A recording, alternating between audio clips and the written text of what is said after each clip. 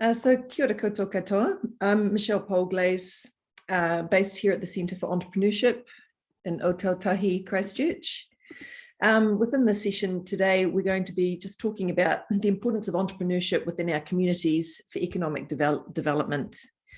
And we're also going to explore how we might reimagine and co-create the future of work. I'm sort of aware that we've had some technical delays at the beginning of the session, so we will be going through this session relatively quickly here today, so that we get back into the cadence of the session times here for the SDG Summit. So welcome to you all. Still admitting some people in. So we're just going to talk a little bit about the Centre for Entrepreneurship. We're based at the University of Canterbury. A little bit about SDG 8, Sustainable Development Goal number 8. So, why is an innovation ecosystem important? And then we're going to look at some examples of innovation and entrepreneurship. And I've got my colleagues from Kiwi Fibre who will be joining our session and discussing the circular economy. We'll probably have to keep the chat Q&A quite short, but if you do have any sort of burning questions towards the end, we'd love you to put them into the chat. Yeah, new Zoom links. Thanks, Pete. So I've got several of my team here in this session today. So I'm Michelle, Lisa's in the session as well. I'm the enterprise manager at the Centre for Entrepreneurship. Lisa's the program manager, and we've got Will as well, who is he manages the makerspace at the Centre for Entrepreneurship, and he's also the founder of Kiwi Fibre. So he'll be talking more about the great things that they're doing and the products that they're making, including really cool skateboards. So some of the recent initiatives that we've been involved with at the centre include a Food, Fibre and Agritech Accelerator program. We run UC Disrupt challenges such as Marketing Smackdown, Future of Health Challenge, and I think we've got Stuart Ralston from Trimble in the session here today. So we were involved with supporting GovHack a couple of weekends ago, the first weekend of lockdown as well. And Lisa's going to talk a little bit about the Summer Startup program towards the end. So we're all about supporting and facilitating student entrepreneurship. So, for us, we're very much about impact. So the future of work does require developing knowledge, networks and skills. And that is an area that the Centre for Entrepreneurship is really excited to be able to facilitate. So our programs do enable experiential self-learning with a bias for action, and we're really excited about helping develop the next generation of innovators, leaders and entrepreneurs.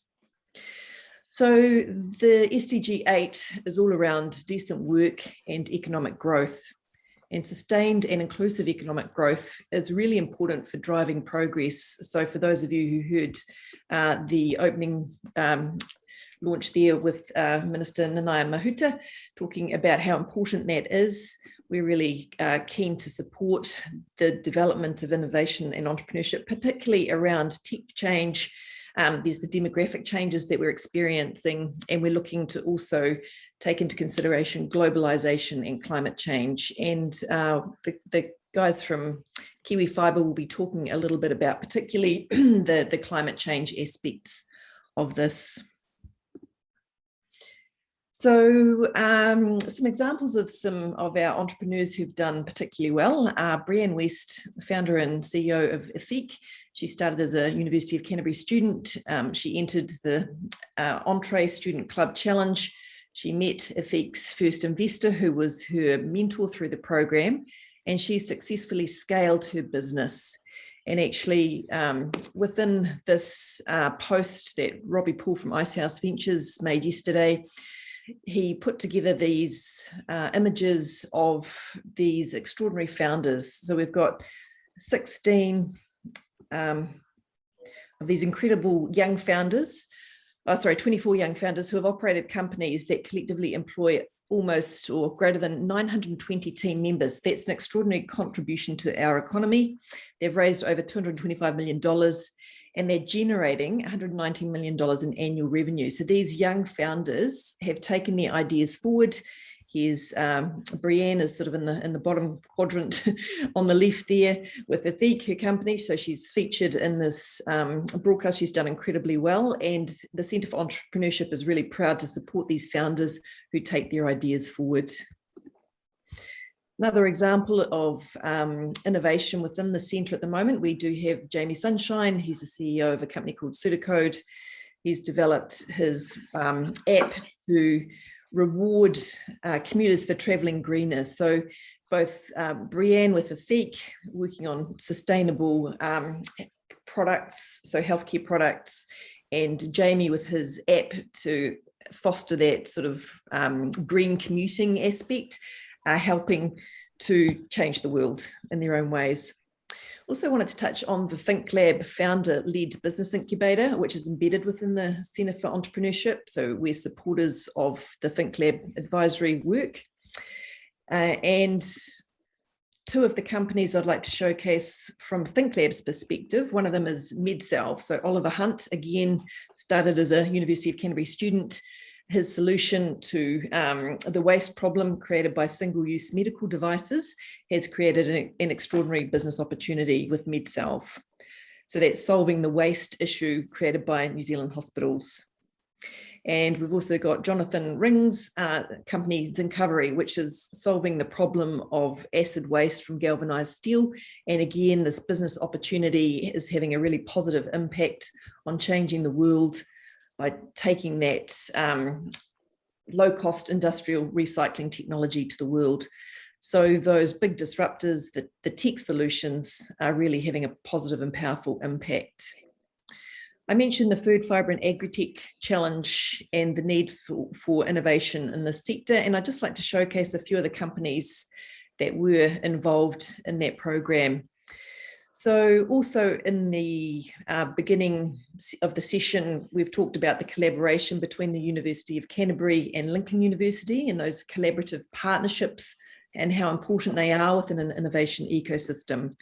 So the Food, Fibre and Agritech Challenge was a really great example of that. As delivery partners, the Centre for Entrepreneurship partnered with B-Link Innovation, and Wim de Koning is also on this session here as well. And the accelerator content was delivered by Think Lab Canterbury advisors.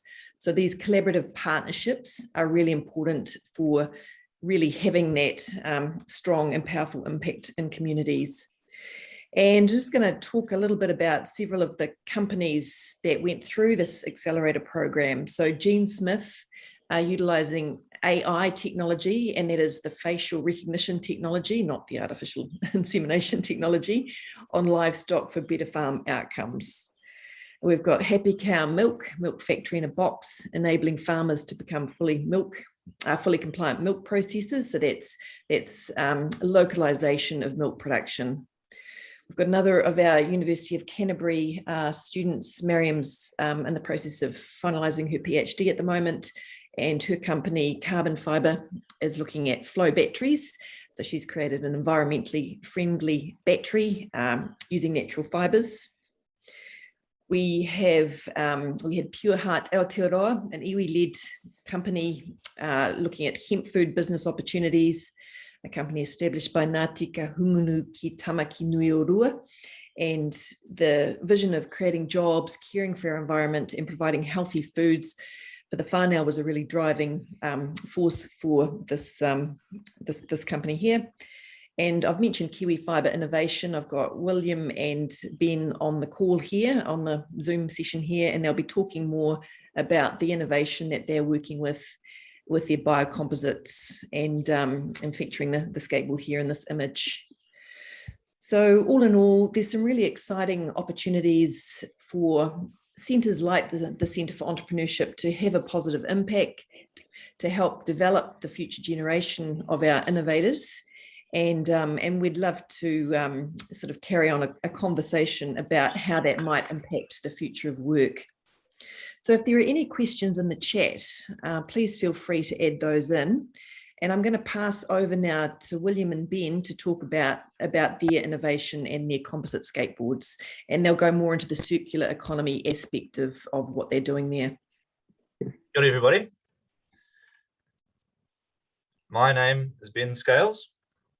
I'm William, and we're co-founders of Kiwi Fibre Innovations. So we're a startup looking to design a better world through smarter materials, while also building an entirely new industry, which will improve the environment and employ thousands of people. So we're going to cover a few things today, including the Kiwi Fibre story and how our solution can change the world by building circular economies of materials. But first, we'll start with a little bit about us. So I'm Will. I'm originally off a farm in the deep south. I studied agriculture throughout my entire schooling, and about halfway through my last year, I decided to head to the University of Canterbury to study industrial product design. A lot of people ask me why I did this, and it's basically because I like to try new things and put myself outside of my comfort zone. And I'm currently in my last semester and moving on to work full-time with Kiwi Fibre Innovations at the end of the year. And my name is Ben. I grew up in Christchurch and then on a farm in Auckland, which, yes, is a slight oxymoron. I always wanted to be an engineer, and then I realised I would have got a bit sick of engineering. In fact, it took me an entire semester to realise that I got sick of it pretty quick. So I'm just about to finish my conjoint degree in industrial product design and commerce, and I can't wait to finish it so I can work full-time on this venture without having to worry about university assignments. Cool. So our idea started about a year ago in a paper. We were looking at potential common waste materials and different products. We were tasked with finding a use for chemistry leaves, and if you've ever had one stuck in your lawnmower before, you know it's one of the strongest materials. And this project led us to discover the natural fibre composite industry in New Zealand. I mean, I should say the lack of natural fibre composite in New Zealand. The biocomposite industry is growing rapidly overseas. It's expected to become a $16 billion industry by 2024. It's already been used by the likes of Tesla, the European Space Agency. And this has enormous potential for not just new products and ideas, but also huge potential for starting to address the waste and environmental problems, as well as being a model for other highly polluting industries to follow. The energy inputs required in producing biocomposites are around 30% that of synthetic composites. So at this point is where we actually discovered Harakiki and the massive industry that it used to be in New Zealand. So with seeds, fibre and gel, this plant has multiple potential revenue streams. It's a really good filter of nutrients and it increases the biodiversity where it's planted. So an industry like this is really worth saving. So we looked into Harakiki and found some research that has been done and found that it has potential to compete with overseas natural fibres. It's stronger, lighter and more sustainable. It's an untapped resource. Like flax, Harakiki is not yet intensively farmed, and it grows in unproductive land, protecting the waterways around it. And we'll include a bit more on this shortly.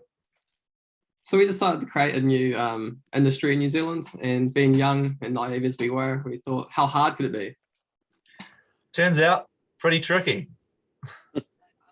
So that's when we realized we couldn't do it ourselves, and we needed the experience, the connections, mentors, motivation. And that's why we did the UC Summer Startup Program, to get this experience, connections that we needed to continue our venture. The next day, after pitching to a few hundred people, we had an inbox full of people ready to use our material. There was one problem. We weren't ready yet. And the world was ready for our material. We just have to get the industry going again, getting the right people and the right technologies in the right places and get it started. So this brings us on to the venture itself. Harakiki, Kiwi Fibre Innovations is our way of making a positive impact on the world. We recognise the need for more sustainable materials, as well as the problem being the obvious environmental impacts that we have. But we're not here to talk about problems, we're here to talk about our solution. Kiwi Fibre aims to bring natural New Zealand fibres into the new era of materials and the growing industry of natural fibre materials. Like we say, the natural fibre composites industry is growing rapidly overseas, and we want to bring this exciting industry to New Zealand while using New Zealand fibres.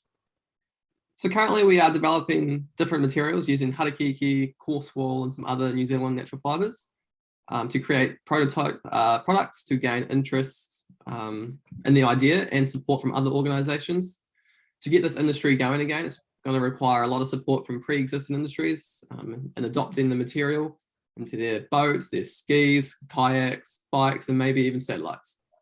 Now, I know what you're thinking. Natural materials, they suck. They're weak, they don't do the job, and they're just a bit terrible.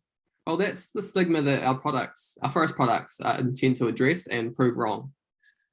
For sustainable materials and products to be used, this is the case, but science is catching up. Many studies in the last decade have shown that natural fibers are about as good and often better in many applications. Natural fibers are actually lighter, have higher specific strength, are safer to handle, are non-toxic, and are impact resistant. They also have an incredible sound and energy absorption, and they're also great damping materials. One of the material forms that we're developing is a material that will be able to straight swap for fiberglass and carbon fiber in many applications. So a little bit of perspective on how amazing Harakiki is, especially in comparison to other fibers that are already used in the natural composites industry. As you can see on this graph, Harakiki compares very well and even outperforms fibers already used in the industry. To say it has potential is an understatement. We want to have not just New Zealand companies, but the entire world using Harakiki fiber grown in New Zealand. In the early 20th century, it accounted for nearly 20% of our total export income. We want to bring this industry back with a 21st century focus. So we've made a skateboard from Harakiki biocomposite material that we've used in promotions, user testing, and we've identified a few areas that need to be iterated upon before the skateboard is ready for market. On the down low, we have also made some ski poles, which will officially be released once we can get up into the slopes and try them out and create a bunch of content. And the material in these are slightly different. They've taken a long time of collaboration and design to create. So we're really excited to get these out. So Kiwi Fibre is bigger than just material creation and development. In the background, we are working on rebuilding the Harakiki supply chain. We're also in talks with primary industries and farmers to create Harakiki plantations and riparian plantings on farms around the country. This will help promote biodiversity in and around waterways and potentially give farmers carbon credits and new sources of revenue. Harakiki is awesome because it has three parts: seeds, fibre, and gel. Seeds and gel are already used in the cosmetics industry, which will also benefit from regeneration of this industry. These three resources mean three sources of revenue for growers, three materials to harvest, and 3 times as much employment opportunity for pickers.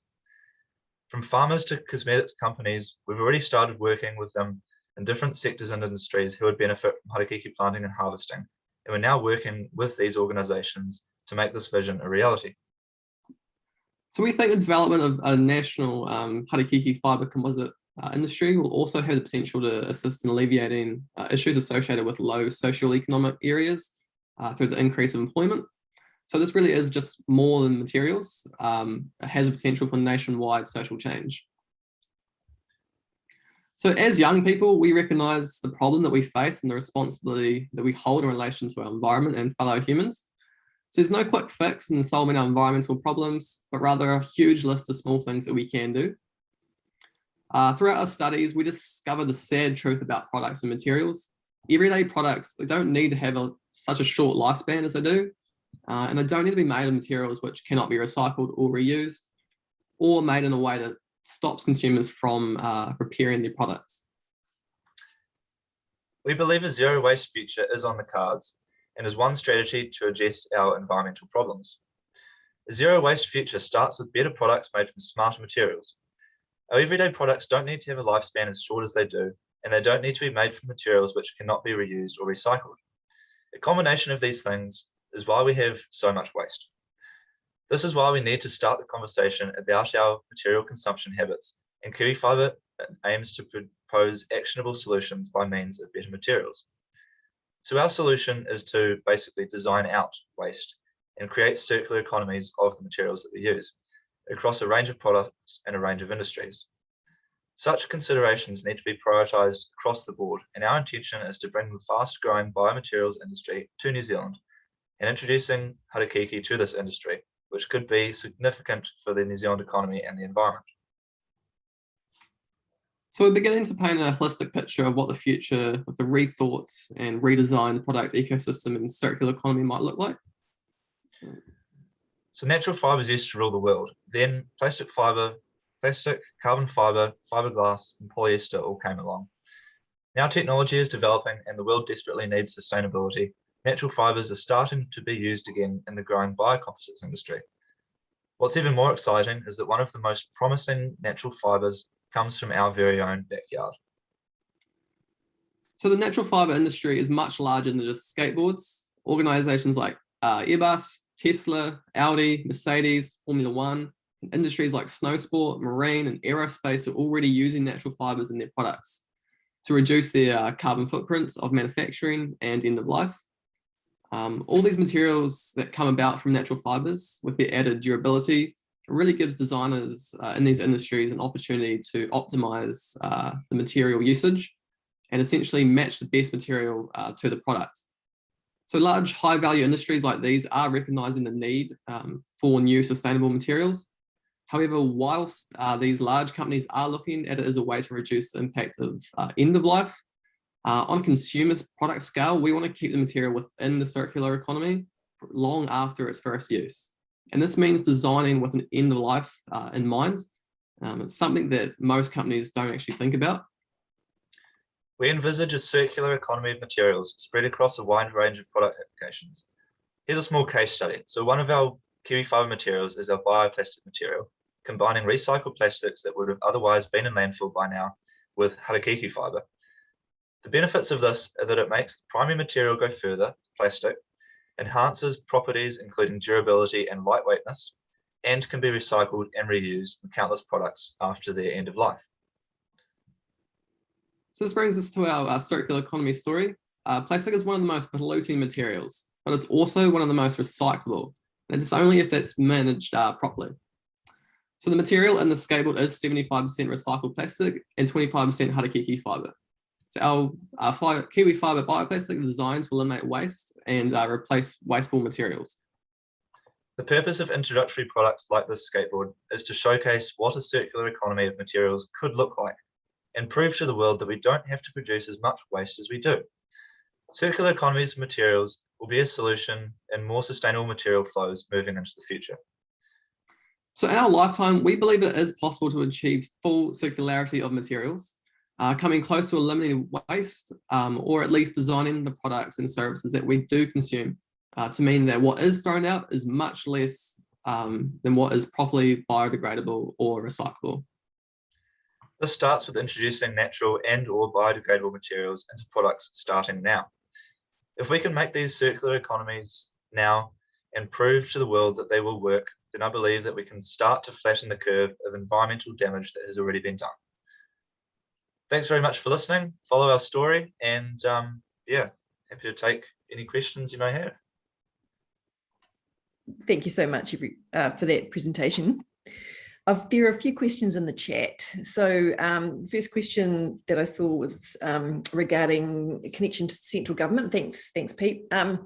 So the Food, Fibre and Agritech Challenge was supported indirectly by Callaghan. So Christchurch NZ, as the regional economic development agency, is a big champion of innovation and heavily involved in the innovation ecosystem within Aotearoa, Christchurch. And so Christchurch NZ and AgriSearch were sort of principal sponsors of the program as well. So Callaghan also funds or provides a significant amount of funding for the Think Lab Founder Incubator here in Christchurch as well. So indirectly through Callaghan is the answer to that. Please feel free to put any questions in the chat. Right. There's a question here for Will and for Ben. So many great examples of, ka pai Kiwi fibre guys. How do you work with mana whenua to follow proper protocol with harakeke?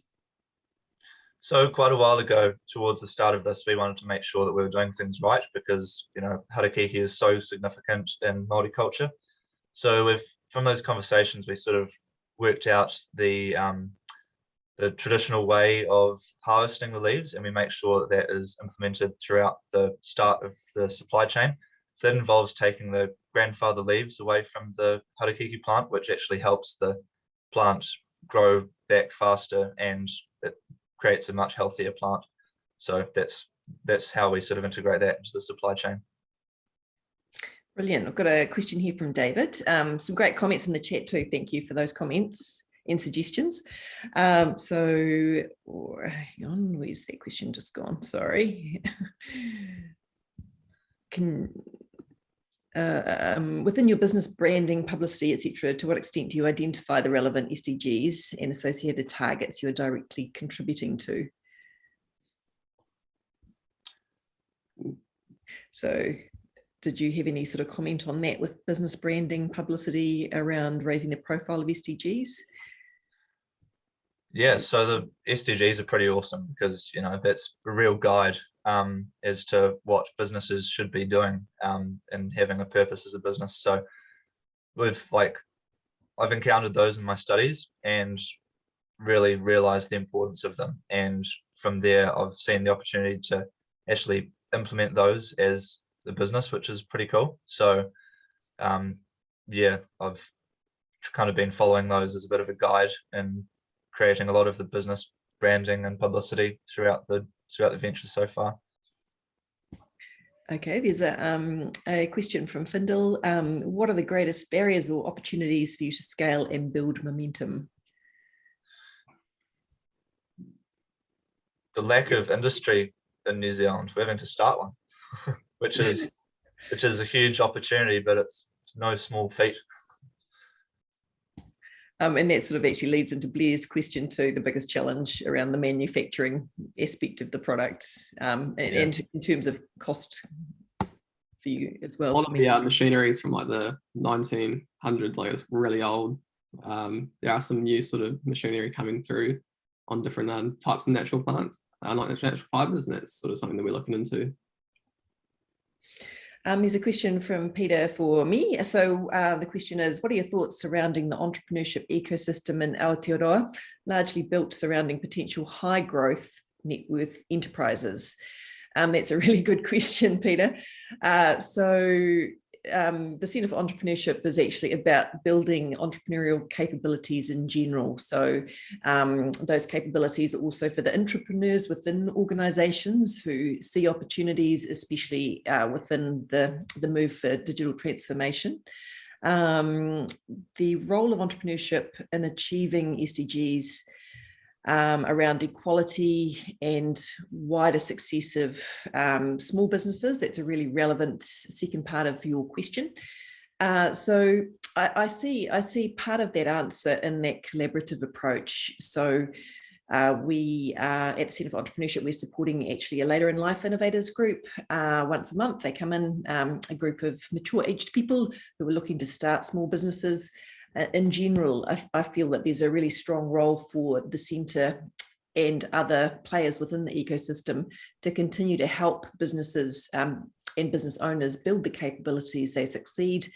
Tech companies will go high growth, but there are a lot of other kind of opportunities to build that value absolutely in alignment with SDGs. So thank you very much for your question. There's one again for Kiwi Fibre. Thinking long term, should you create a factory to produce your products? Would you take back the products at the end of life to begin that recycling process rather than rely on council processes? Something you guys definitely. So I think one of the from talking to people who have sort of interested in the circular economy space, one of the biggest sort of limitations to a circular economy is closing that gap, because at the moment it's like a C shape, and just closing that into a continuous cycle is like the biggest part of that gap. Really is creating those incentives, people to actually want to put their end of life product back into our circular economy. So that would require some sort of internal process, whether that be, you know, starting a factory to actually do that, or to have some incentives in place rather than relying on council processes, for sure. And there are a number of questions actually around the environmental cost to recycle your material. Thanks, Guillaume, for your comments and questions as well. I'm going to skip down to one by Prawindra. How did you come to choose Harakiki? We just discovered how amazing it is. It's such a versatile plant. It's been academically studied quite a bit, which is where a lot of that data came from for that graph. And it was just like, we just saw that gap. There was no actual physical product innovation in that space. There was lots of going, oh, it's tensile strength, there's this, that, and the next thing. But, you know, there were no products made from it. So we're like, hey, why not? And we've realized why not. And we're working through the reasons why not. And we're gradually ticking those off. There's a few more questions and comments. Sorry, we're not going to get to everybody's questions because I'm conscious of time. I think we've got another 5 minutes or so before we wrap up. David, sort of back to your previous question intended for all the speakers, that's, I think, a really good point about business branding in general, referring to the relevant SDGs. And I can certainly pass that on to the Food, Fibre and Agritech Challenge companies that have been showcased in this session here today. There's a question again for you guys. So Ben, if you'd like to answer this one, what has your experience been with working with Ngāi Tahu and other iwi surrounding the development of the harakeke industry? So I mentioned before that we talked to them about sort of the proper ways to harvest it. So the next conversations that we're beginning to have as we work to build a supply chain is the correct planting of those plants. So we've worked through the correct ways to harvest it. Now we're working with them to find the correct ways to plant it, and to see how that would benefit different organisations as well as iwi. Excellent. And we've probably got time for another 2 questions. So we've got one here. To what extent do you believe your business is going to grow? Are you looking forward to Are you looking forward for collaborations in future, and what is your plan for the next 5 years? So if you want to give the sort of the big picture overview of where you're heading, that would be brilliant. Well, I like that question. So we're approaching, because we've got a bit of a feat ahead of us, because nothing's been done in the harakeke space really before. We're approaching it in 2 phases. So to start, we're going with the fibre quality that we have that is produced from the 100-year-old equipment. So that can produce a lot of products in the sort of bioplastics space, like the skateboard. And then looking forward to the later half of the next 5 years, we're looking to raise investment and capital to get the machinery in order to produce fibre from the harakeke plant, which is much finer, which can be woven and produced into a textile, which can then replace fiberglass directly, so that can go onto boats, skis, aeroplanes, whatever you like. So that's probably 5+ years, but that's the growth opportunity that we see Kiwi Fibre working towards. And we'll take one final question from Ben Smith. So Ben, I will introduce you to these guys after this session here as well. So your question is, how much support have you had from regional incubator forums to present to organisations like the Integrated Kia Para Harbour Management Group and their $300 million funding and planting schemes? So that's a great question. I'll leave that one with you. Well, that sounds exciting. I'm just going to go a bit more research into that. We've done quite a few sort of incubator talks and stuff, but not quite forums. We've done a lot of the return on science and momentum talks, which have come from the opportunities that we've had with UCE, Entre, and things like that. But yeah, I'd love to present to the Integrated Kia Para Harbour Management Group. That would be awesome.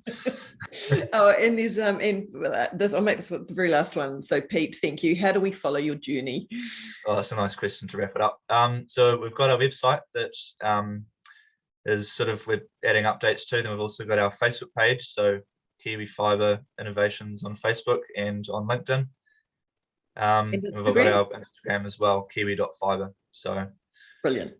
Yeah. Fantastic. Awesome. Thank you very much for those questions.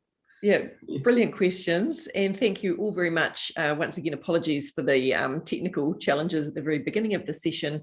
But thank you again for participating in this. So Ben and Will, really excited about what you guys are doing. Looking forward to trying those ski poles at some point actually too. And to all of you participating here today, look forward to meeting you again on the Zoom in the sessions that will be occurring throughout the day on the hour. So take care, everybody.